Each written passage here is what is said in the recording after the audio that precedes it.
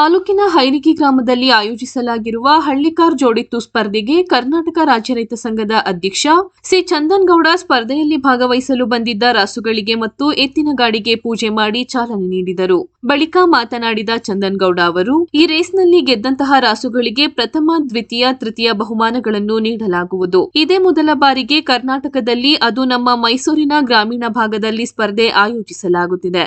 ಈ ರೇಸ್ ಮುಂದಿನ ವರ್ಷವೂ ದೊಡ್ಡ ಮಟ್ಟದಲ್ಲಿ ಆಯೋಜಿಸಲಾಗುವುದು. ಹಳ್ಳಿಕಾರ್ ರೇಸ್ಗೆ ಜನರು ಹೆಚ್ಚಿನ ಪ್ರೋತ್ಸಾಹ ಹಾಗೂ ಮಹತ್ವ ನೀಡಬೇಕೆಂದು ಮನವಿ ಮಾಡಿದರು. ಸುಮಾರು 5 ಎಕರೆ ಜಮೀನಿನಲ್ಲಿ ಈ ಸ್ಪರ್ಧೆ ಆಯೋಜನೆಗೆ ಜಾಗ ಮಾಡಲಾಗಿದ್ದು, ಜಿಲ್ಲೆ ಹಾಗೂ ರಾಜ್ಯದ ಹಲವು ಭಾಗಗಳಿಂದ ಸುಮಾರು 200ಕ್ಕೂ ಹೆಚ್ಚು ರಾಸುಗಳು ಸ್ಪರ್ಧೆಯಲ್ಲಿ ಭಾಗವಹಿಸಲಿವೆ ಎಂದು ಆಯೋಜಕರು ಮಾಹಿತಿ ನೀಡಿದರು. ಈ ವೇಳೆ ಹೆಚ್ಡಿಕೋಟೆ ತಾಲೂಕು ಅಧ್ಯಕ್ಷ ಉಮೇಶ್, ಲೋಕೇಶ್, ಶಮಂತ್, ಎಸ್ಬಿ ಬಸವರಾಜ್, ನಾಗೇಶ್, ವಿನೋದ್, ಶ್ರೀಧರ್, ಗ್ರಾಮ ಪಂಚಾಯಿತಿ ಸದಸ್ಯರಾದ ನಿಂಗರಾಜ್, ಮಂಜು ಹೆಚ್, ಪಾಪಣ್ಣ ಸೇರಿದಂತೆ ಮತ್ತಿತರರು ಉಪಸ್ಥಿತರಿದ್ದರು.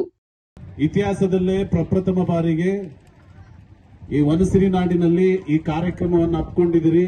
ನಿಜಕ್ಕೂ ಇದು ಅಮೋಘ, ಅಭೂತಪೂರ್ವ. ಇಂತಹ ಒಂದು ಕಾರ್ಯಕ್ರಮವನ್ನ ನಿಜಕ್ಕೂ ಆಯೋಜಿಸಿರೋದು ಈ ತಾಲೂಕಲ್ಲಷ್ಟೇ ಅಲ್ಲ, ಸಾಂಸ್ಕೃತಿಕ ನಗರಿ ಮೈಸೂರಿಗೆ ಒಂದು ಹಿರಿಮೆ.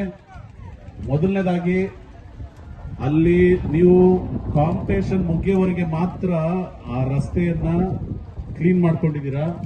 ಅಲ್ಲಿ ನೋಡಿ, ಅಲ್ಲಿ ಡಿಸ್ಟರ್ಬ್ ಆಗತ್ತೆ. ಆಮೇಲೆ ಏನಾದ್ರೂ ರೋಡ್ ಮುಗಿದ್ರೆ ಆಮೇಲೆ ಏನಾದ್ರೂ ಆಚೆ ಹೋದ್ರೆ ಕಂಟ್ರೋಲ್ ಮಾಡ್ಲಿಕ್ಕೆ ಆಗದೆ ಇರತಕ್ಕಂತ ಸಂದರ್ಭದಲ್ಲಿ, ಸಮಯದಲ್ಲಿ ಆಗುವಂತ ಅನಾಹುತಗಳನ್ನ ಮುಂಜಾಗ್ರತೆಯನ್ನ ಗ್ರಹಿಸಿ ಈಗಲೇ JCB ತರಿಸಿ ಅಟ್ಲೀಸ್ಟ್ ಇನ್ನೊಂದು 50 ಮೀಟರ್ನಾರು ಕೂಡ ಇದೇ ರೀತಿ ಸಮತಟ್ಟುವಂಗ್ ಮಾಡಿದ್ರೆ ಆ ಗಾಡಿ ಓಡಿಸೋರು ಆ ಎತ್ತುಗಳನ್ನ ನಿಯಂತ್ರಣ ಮಾಡ್ಲಿಕ್ಕೆ ಆಗತ್ತೆ. ಸರಿ, ಆ ಕಡೆ ಅಲ್ಲಿ ಏನಾದ್ರೂ ರೋಡ್ ಐತಲ್ಲ, ಕಾಲುವೆ ಏನಾಗಲ್ವಾ? ಏನ್ ತೊಂದ್ರೆ ಇಲ್ವಾ?